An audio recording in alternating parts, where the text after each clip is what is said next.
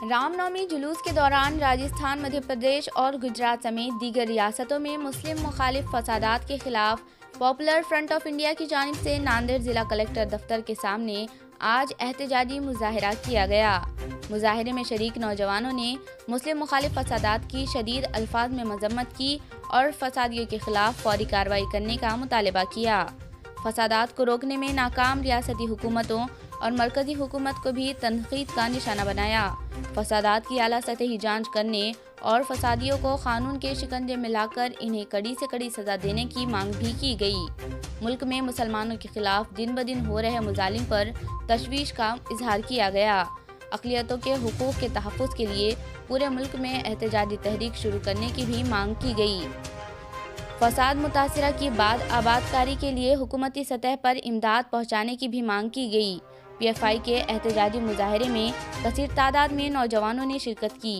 इनमें मुख्तलिफ सियासी व समाजी तंजीमों के जिम्मेदारान भी शामिल थे।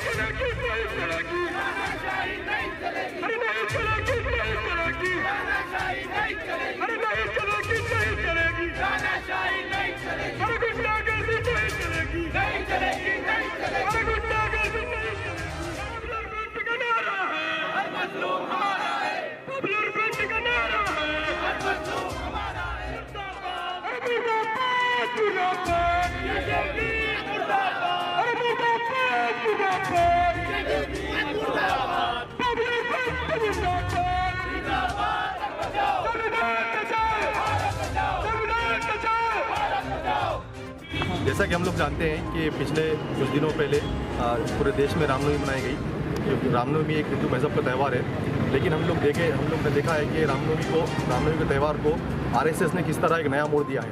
पूरे देश में RSS ने रामनवमी के त्यौहार के आड़ में एक नफरत फैलाई है और एक फसाद बर्पा करने की कोशिश की है। जैसा कि हमने देखा है मुल्क के बहुत सारे रियासतों जैसे कि झारखंड, बिहार, उत्तराखंड, बिहार, राजस्थान, गुजरात वगैरह में बहुत ज़्यादा हिंसा हुई, फसाद हुई है। वहाँ पर एक प्री प्लान फसाद किया गया है, एक अलग से ट्रेन चलाया गया है। पहले वहाँ के जो यात्रा के लोग हैं और जो रामनवमी में आते हैं वो लोग एक मस्जिद में के सामने जाते हैं या फिर मुस्लिम इलाकों में जाते हैं। वहाँ पर जाकर एतराज़ आमिल नारे लगाए जाते हैं, वहाँ पर गाने बजाए जाते हैं। उसके बाद बहुत ख़तरनाक किस्म के हथियार की नुमाइश की जाती है और उसके बाद बहुत बड़े पैमाने पर फसाद किया जाता है। फसाद भी इस तरीके से किया जाता है कि टारगेट करके मुस्लिम इलाकों को, मुस्लिम दुकानों को, मुस्लिम घरों को टारगेट कर वो घरों को जलाया जाता है, वो घरों को नुकसान किया जाता है। लेकिन वहाँ की पुलिस इनके खिलाफ कोई कार्रवाई नहीं करती है, इनके खिलाफ कोई अलग से लीगल एक्शन नहीं ली जाती है। ऐसा लगता है कि पुलिस भी हिंदुत्व का साथ दे रही है। जब हमने देखा है कि मध्य प्रदेश में जब ये फसाद हुआ है, पुलिस ने वहाँ पर जो मजलूम लोग थे उनके खिलाफ कार्रवाई की, उनको मुजरिम बनाया गया है।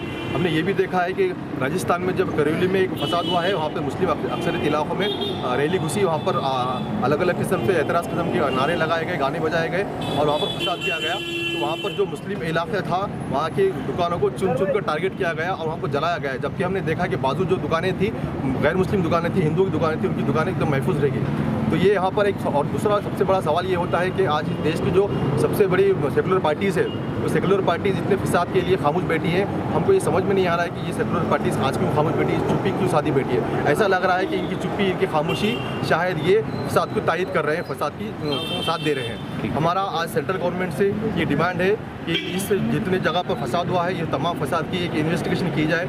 इसको एक सुप्रीम कोर्ट के सिटिंग जज या फिर सुप्रीम कोर्ट की रिटायर्ड जज के अंडर एक कमीशन बनाया जाए और कमीशन के तहत इसकी इन्वेस्टिगेशन की जाए, सच्चाई से इन्वेस्टिगेशन की जाए और इसकी पूरी मालूमात सच्चाई पब्लिक के सामने ले जाए। और ये जो जितने फसाद हो रहे हैं, जो RSS का गलत नफरत फैलाने के साथ मिलकर हमारे इस देश को कंगाल कर रहे हैं और इस सारे षड्यंत्र को छुपाने के लिए ये आए दिन हमारे मुल्क की गंगा जमनी तहजीब को नुकसान पहुंचाने के लिए नए नए षड्यंत्र कर कभी दलितों के खिलाफ अत्याचार किया जाता है, कभी क्रिश्चियंस के खिलाफ अत्याचार किया जाता है, तो कभी मुसलमानों के ऊपर जुल्म की इंतहा की जाती है।